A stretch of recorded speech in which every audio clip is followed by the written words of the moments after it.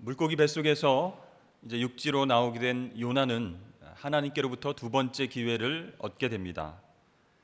죽음 직전에서 부활을 경험한 이 요나가 이제 니느웨로 가서 하나님께서 명령한 그 메시지를 선포하게 됐죠.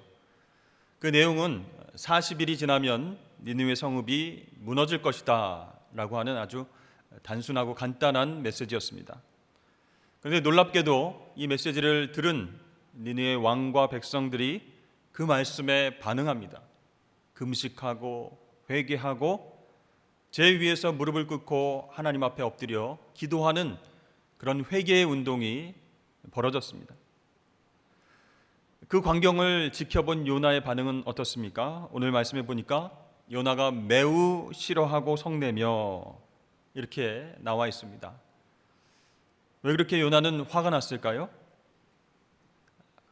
하나님께서 그들에게 재앙을 내리지 아니하시고 그 마음을 돌이키셨기 때문이었습니다.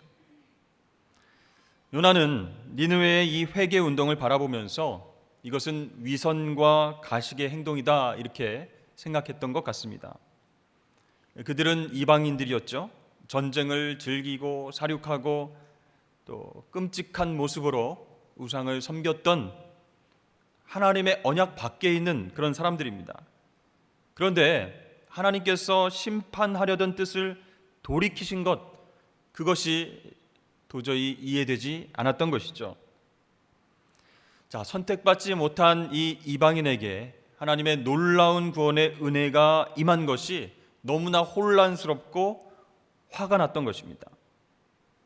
왜냐하면 심판의 뜻을 돌이키시는 대상은 오직 이스라엘 뿐이다 이렇게 생각을 했는데 하나님께 뒤통수를 맞은 기분이었습니다.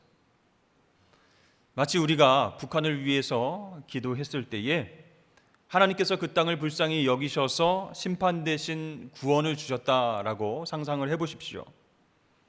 김정은이 보좌에서 내려와서 울면서 금식하고 회개합니다. 그 지도자를 따라서 북한의 모든 백성들이 금식하고 하나님 앞에 울면서 회개하고 기도하는 역사가 일어납니다. 참 감사한 일이지만 그 모습을 지켜보는 우리 마음 가운데는 정말 그들이 진심으로 회개하고 있는 것일까? 이렇게 의심하는 것과 똑같은 그런 상황입니다. 그리고 그런 마음이 들 수 있죠. 왜 하나님은 지금까지 범죄하고 국제 질서를 힘들게 하고 우상 숭배를 한 그들에게 과분한 은혜를 베풀어 주시는가? 다른 사람들은 말고 독재자 김정은만큼은 꼭 하나님이 심판을 내리셔야 하는데 왜 하나님은 그 심판의 뜻을 돌이키시는가? 그래서 혼란스럽고 화가 날 수도 있는 그런 상황과 똑같다는 것이죠. 그래서 요나는 이렇게 기도합니다. 여호와여, 내가 고국에 있을 때에 이러하겠다고 말씀하지 아니하였나이까? 그러므로 내가 빨리 다시스로 도망하였사오니 주께서는 은혜로우시며 자비로우시며 노하기를 더디하시며 인애가 크시사 뜻을 돌이켜 재앙을 내리지 아니하시는 하나님이신 줄을 내가 알았음이니이다. 자, 내가 고국에 있을 때에 하나님께 이렇게 말씀드렸지 않습니까? 라고 이야기하죠. 무슨 뜻일까요, 여러분? 고국은 흙이란 뜻입니다. 흙은요, 생명을 움트게 하는 힘이 있죠. 그래서 흙에 뭔가를 심으면 싹이 트고 열매가 맺힙니다. 무엇을 심든지 간에 그 열매가 땅으로부터 걷어지게 됩니다. 우리도 흙입니다. 그래서 우리에게 무엇을 심는가 거기에 따라서 육체로 썩어질 것을 내기도 하고 또 생명의 성령의 열매를 내기도 한다는 것이죠. 요나는요, 미리 알았습니다. 그가 이스라엘 흙을 떠나서 이방인의 흙에 어떤 메시지를 뿌려야 할지를 짐작했어요. 그리고 그 메시지가 이후에 어떤 열매를 맺게 될 것인가 그것도 알고 있었습니다. 그래서 니느웨 땅, 이방 땅에 하나님의 말씀을 심으면 회개의 열매가 맺어지고 하나님의 놀라운 은혜와 구원의 축복이 임하게 될 것을 알았던 것이죠. 그것이 싫어서 다시스로 도망쳤던 것입니다. 그러니까 지금 주께서는 은혜로우시고 자비로우시고 노하기를 더디하시고 뜻을 돌이켜서 재앙을 내리시지 아니하시는 그런 하나님이신 줄을 내가 알았습니다 라고 이야기하는 것은 이 하나님의 성품을 찬양하는 것이 아니라 약간 비꼬는 말투라는 거예요. 하나님, 이런 일들이 벌어질 줄을 제가 저의 땅에서 살아갈 때 미리 말씀드리지 않았습니까?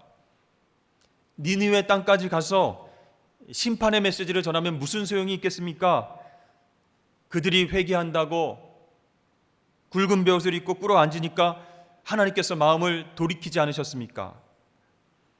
예, 하나님 자비로우시고 노하시기를 더디하시는 그런 분이신지를 내가 미리 알았기 때문에 그들을 구원하실 줄도 알았습니다. 왜 당신께서는 이 언약 백성에게 베푸시는 그 구원의 축복을 악독한 이 이방인들에게 베푸시는 것입니까? 솔직히 말씀드려서 저는 그들이 구원받는 거 싫습니다. 선지자로 사느니 차라리 이 니느웨에서 죽여주십시오. 지금 저의 생명을 취해 가십시오.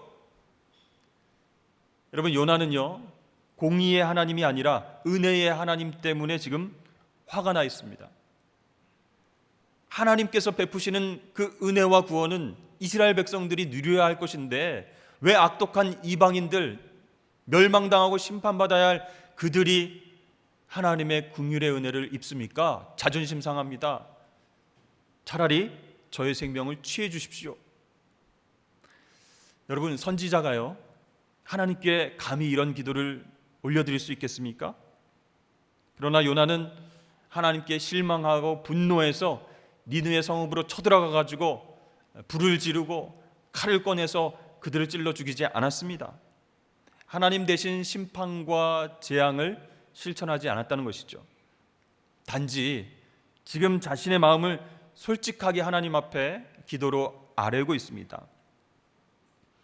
그 마음까지도 하나님께서 받으실 것을 알기 때문에 우리가 보기에는 너무 심한 것 아닌가 하는 말까지도 하나님 앞에서 지금 퍼붓고 있는 것입니다.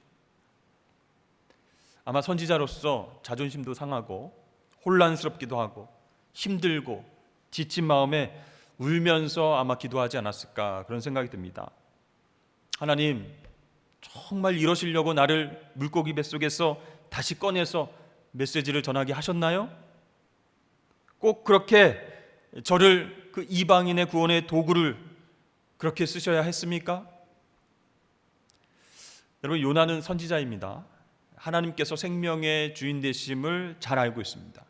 그런데 하나님 앞에서 죽고 싶다라고 얘기하는 것은요, 하나님께 지금 단단히 삐졌다 그런 뜻입니다. 생명을 주시기도 하고 걷어가시기도 하시는 그 하나님께서 지금 옳은 일을 하고 계시지 않다라고 화를 내고 있습니다. 이미 요나는요, 스올의 뱃속에서 죽음을 경험했습니다. 그 속에서 요나는 그러면 죽여주십시오라고 기도했나요? 아니죠. 살고 싶은 욕망으로 그렇게 하나님 앞에 기도했습니다. 물이 계속 들어오고요, 좁고 어두운 그곳에서 바다풀들이 머리를 감아버리는 그런 그 죽음의 장소에서 그는 성전을 향해서 기도한다라고 말씀해 보면 나와 있습니다. 반드시 살아서 하나님의 메시지를 그 땅에 가서 전하려고 하는 그 목표가 있었기 때문에 살고 싶은 갈망으로 하나님 앞에 기도했죠. 그러나 이제 구원받은 요나가 니느웨 백성들이 심판의 메시지를 듣고 회개하고 구원을 받게 되니까 오히려 자기 연민에 빠져서 죽고 싶은 갈망으로 기도하고 있습니다. 참 안타까운 상황이 아닐 수가 없죠. 혹시 여러분들도 요나처럼 기도해 보신 적이 있으십니까? 그러나 여러분, 우리의 삶의 목표가 생명의 근원 되신 하나님께 초점이 맞춰져 있다면 사탄의 유혹을 우리는 물리칠 수 있는 것이에요. 사탄은요, 계속 너는 실패했다, 여기서 계속 살아갈 이유가 없다, 아무도 너를 이해하고 받아주지 않는다. 그런 실패한 인생으로 살아가는 네가 계속 하나님의 일을 감당하며 살 것이 무엇이냐? 다 너를 비난하고 우습게 바라볼 것이다. 네가 흔들리고 무너지고 그런 모습들을 바라보면서 웃으면서 쳐다볼 것이다. 아무도 너를 신경 쓰지 않는데 살 이유가 무엇이냐? 또 하나님 사명을 감당하는 것이 얼마나 우스꽝스럽냐? 사탄은 계속 우리에게 유혹의 말을 던지는 것이에요. 여러분, 사탄의 목적은 단 한 가지입니다. 도둑질하고 죽이고 멸망시키는 거예요. 그렇게 하기 위해서 계속 거짓말로 우리를 속이고 있습니다. 하나님의 사랑과 하나님의 은혜를 의심하게 만드는 거예요. 여러분, 우리에게 생명을 아낌없이 주신 예수님께서 우리를 사랑하셔서 사명까지 주셨는데 그것이 내 뜻대로 지금 이루어지지 않는다고 실망하고 화를 내고 흔들리면 되겠습니까? 여러분, 나를 위해서가 아니라 주님을 위해서 우리가 각각 살아가야 할 길이 있어요. 걸어가야 할 길이 있는 것입니다. 그렇기 때문에 사탄의 그 속삭임에 무너지지 말고 하나님의 약속의 말씀 붙잡고 다시 일어서서 사명의 길로 나아가시는 저와 여러분 되시길 축복합니다. 하나님께서 대답하십니다. 내가 성내는 것이 옳으냐? 옳으냐로 쓰인 히브리어는 야타브라고 합니다. 그 단어의 뜻은 형통하다, 막힘이 없다, 선하다 그런 뜻이에요. 문자 그대로 해석하면 네가 지금 화를 내는 것이 선하냐? 형통한 것이 되겠느냐? 그런 뜻이에요. 지금 하나님 앞에서 요나가 화를 내고 있는 것이 거룩하고 의로운 것이냐라고 하나님께서 묻고 계십니다. 예수님께서 이 땅에 계실 때 거룩한 분노를 드러내신 적이 있었죠. 성전 이방인의 뜰에서 이익을 위해서 장사하는 그 유대인들의 모습을 보고 화가 나셨습니다. 이 제사장의 이권이 개입된 그 가축 시장을 통해서 이 제사를 드리기 위해 오는 유대인들은 편하게 제물을 살 수가 있었습니다. 또 여러 군데 흩어진 사람들이 성전에 예배 드리러 오면서 제사 드리러 오면서 가지고 온 이 외화를 비싼 수수료를 매기고 성전 화폐로 바꿔주면서 유대인들이 이익을 취하고 있었습니다. 그 모습을 보시고 예수님이 화를 내신 거예요. 물질을 주인으로 섬기는 그 유대인들에게 이 집의 주인은 하나님이시다. 화를 내셨습니다. 그것은요, 이 성전을 정결케 하시려는 거룩하고 의로운 분노였던 것입니다. 여러분, 우리에게도 이러한 거룩한 분노가 필요한데요, 사실 우리가 화를 내는 이유를 가만히 보면 거룩하고는 상관없는 것들이 많이 있습니다. 막 화를 내면서 예수님도 성전 전환을 위해서 막 화를 내시고 뒤집어 엎으셨는데 나도 화낸다, 이렇게 정당화하는 그런 분들도 계시는데요, 그러나 여러분 가만히 보면요, 우리는 주로 자신의 이기심과 연약함 때문에 화를 내는 경우가 많이 있어요. 하나님께서는 요나에게 너 그것이 거룩한 분노이냐? 그렇게 물어보십니다. 만약에 하나님께서 요나에게 너 그거 정당하냐? 라고 물으셨다면 요나가 할 대답이 많았겠죠. 그러나 그것이 옳으냐? 그것이 선하냐? 라고 물으시니까 요나가 대답할 길이 없는 것이죠. 침묵하고 있었습니다. 여러분, 화 자주 내십니까? 화가 나면요, 먼저 누구에게 피해가 갈까요? 화낸 사람, 우리의 영혼 뿌리까지 화상을 입습니다. 뜨거운 불과 같아서 우리의 영혼이 먼저 화상을 입는 거예요. 상처받는 거예요. 그 다음에 화를 낸 그 화를 받은 사람, 그렇죠? 그 사람이 화상을 입습니다. 여러분, 그래서 우리는 거룩한 분노하고는 거리가 먼 사람이다라고 아예 생각을 하시고 에베소서 말씀을 통해서 우리의 마음을 다스릴 수 있기를 바랍니다. 분을 내어도 죄를 짓지 말며 해가 지도록 분을 품지 말고 마귀에게 틈을 주지 말라라고 말씀하셨어요. 화내는 것은 어찌됐든 간 영적으로 유익이 되는 게 하나도 없는 거예요. 마귀에게 틈을 주는 것이에요. 자, 요나와 하나님 사이에 어색한 침묵이 계속되고 있습니다. 네가 성내는 것이 옳으냐라고 물으신 하나님께 요나는 어떤 대답도 하지 않고 뭘 하고 있습니까? 성읍 동쪽에 앉아서 초막을 만들었습니다. 유대인들은 초막 하나는 기가 막히게 만들죠. 초막절 절기를 매번 지키기 때문에 그렇습니다. 그 안에서 뭐 합니까? 망원경을 가지고 니느웨 성읍을 관찰하고 있습니다. 이 사람들 망하나 안 망하나, 무슨 일이 있나 없나. 그런데요, 홍수도 일어나지 않고 지진도 일어나지 않고 하늘에서 불도 떨어지지 않아요. 그래서 요나의 지금 마음은 뭐냐면 하나님이 끝까지 이 땅과 백성들을 어떻게 하는지 내가 지켜보겠어. 그런 마음입니다. 아직도 하나님에 대한 분노가 사라지지 않았습니다. 자, 그렇게 요나가 며칠 동안 초막에 있었는지는 잘 모릅니다. 그런데 감사하게도 그 초막 옆에서 박넝쿨이 자라기 시작합니다. 이 사진을 보시면 이 넝쿨은 히브리어로 키카연이라고 하는데요, 중동 지역에서 자주 자라는 넝쿨 종류의 관목입니다. 자라는 속도가 아주 빠릅니다. 하룻밤 사이에 30cm씩 자라기 때문에 며칠만 지나면 무성해지는 거예요. 그런데 이렇게 급성장한 박넝쿨은 단점이 있습니다. 센 바람이 불어오거나 벌레가 갉아먹으면 금방 시들어서 죽는다, 그런 특징이 있습니다.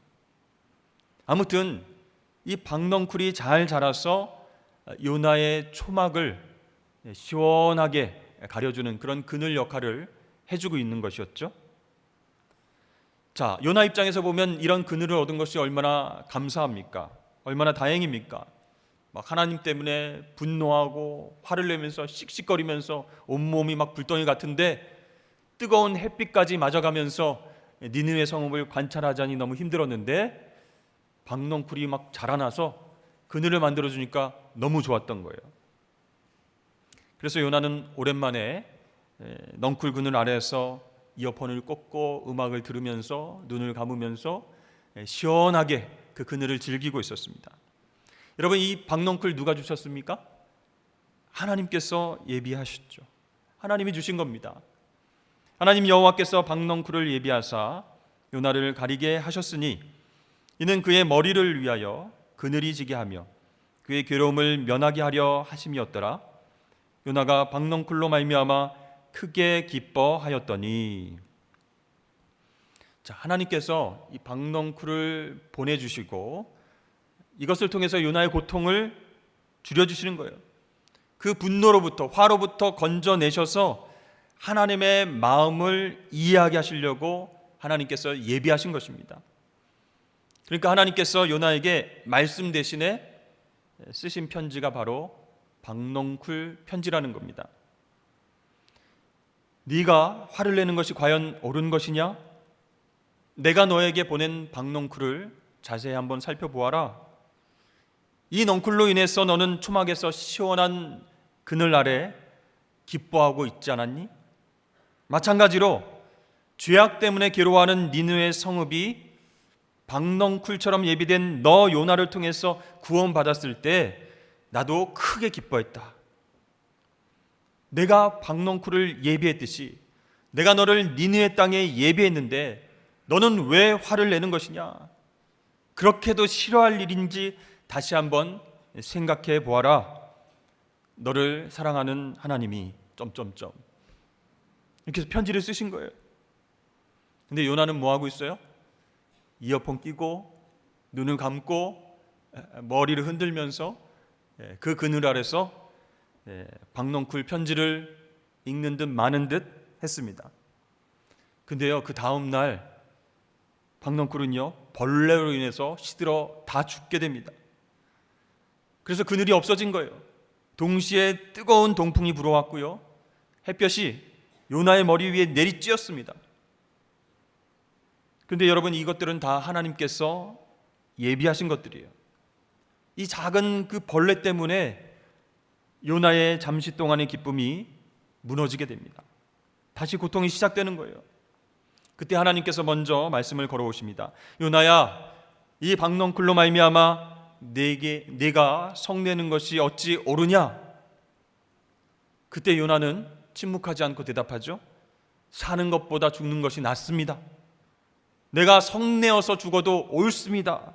이렇게 대답하는 거예요. 안타깝게도 이것이 요나의 마지막 대답, 마지막 기도였습니다. 여러분, 그동안 하나님께서 요나를 위해서 예비하셨던 것들이 있죠. 물고기가 있었고 박넝쿨이 있었고 벌레, 동풍 이런 것들이 있었습니다. 그것들의 공통점은 무엇일까요? 그 크기와 종류에 상관없이 이 피조물들은 철저하게 하나님 뜻에 순종했다는 거예요.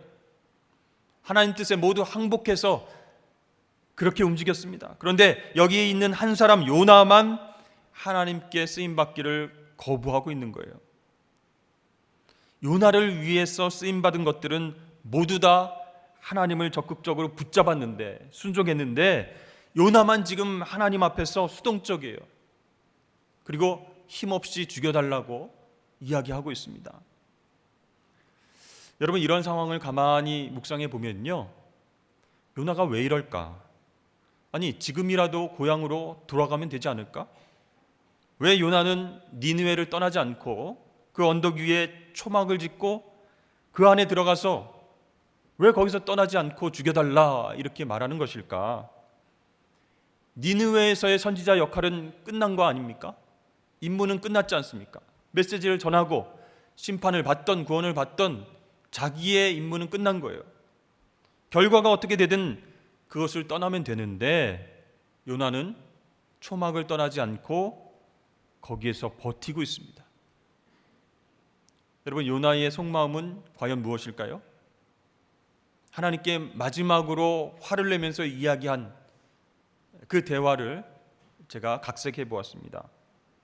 네, 화가 납니다. 하나님, 긍휼을 보일 만한 사람들에게 긍휼을 베푸셔야죠.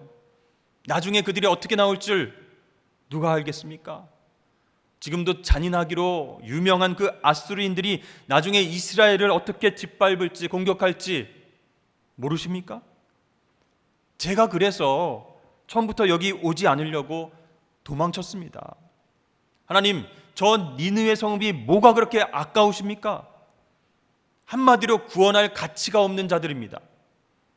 저는요, 지금 방금 시들어버린 박넝쿨이 더 아깝습니다. 여기서 끝까지 앉아서 니느웨가 심판받는 것을 볼랍니다. 그걸 못 보면 차라리 여기서 죽는 것이 낫습니다. 알아서 하십시오. 알아서 하십시오. 네. 이게 요나의 마음이에요. 사실 요나 선지자의 마음 어느 정도 이해할 수는 있습니다. 그렇죠? 요나가 보기에 이 하나님은 악한 니느웨 사람들에게는 너무 쉽게 은혜를 베풀어 주시고 자기에게는 너무 쉽게 은혜를 걷어가시는 것 같습니다. 박넝쿨이 하루만에 시들었죠. 동풍이 불어오죠. 해가 무자비하게 그냥 내리쬐죠.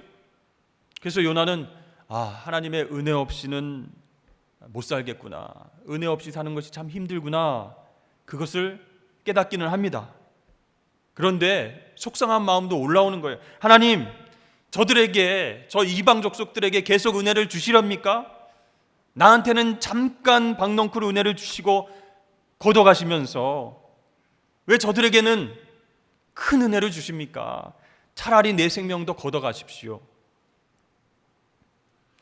여러분, 혹시 여러분들 나에게 임해야 할 은혜가 왜 저 사람들에게 임하는가 하면서 마음이 상하고 또 화가 날 때가 있지 않으셨습니까?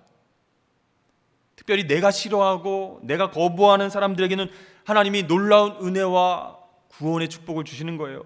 그리고 나에게는 잠깐 은혜를 주셨다가 걷어가시는 거예요. 그런 하나님을 보면 여러분 마음이 상하지 않을까요? 상처받지 않을까요? 그런데 여러분 가만히 나의 마음을 들여다보면요, 내가 닥친 상황만 절실한 거예요. 다른 사람들이 겪는 어려움은 덜 절실하다 이렇게 생각하는 거예요. 거기서부터 비교의식이 생각나고 거기서부터 하나님을 원망하는 마음이 생기게 됩니다. 그래서 자꾸 다른 사람들에게 주신 큰 은혜만 보이게 되는 거예요. 그래서 비교하게 됩니다. 그렇게 되면 타인의 어려움과 그 영혼을 향한 긍휼은 사라지게 되고, 하나님, 저 사람들은 멸망, 심판받아야죠. 나에게 주실 은혜가 왜 그쪽으로 갔습니까? 막 화를 막 스스로 내고 스스로 상처받고 하나님 앞에서 그렇게 기도할 때도 있다는 것이죠. 그러니까 긍휼과 은혜와 축복을 받아야 할 사람은 나고, 긍휼과 은혜와 축복을 받지 말아야 할 사람은 너다, 저 사람이다, 이렇게 갈라서 생각하고 분노하는 겁니다. 사랑하는 여러분, 그러나 나도 우리 이웃도 모두 하나님의 은혜가 필요한 연약한 존재입니다.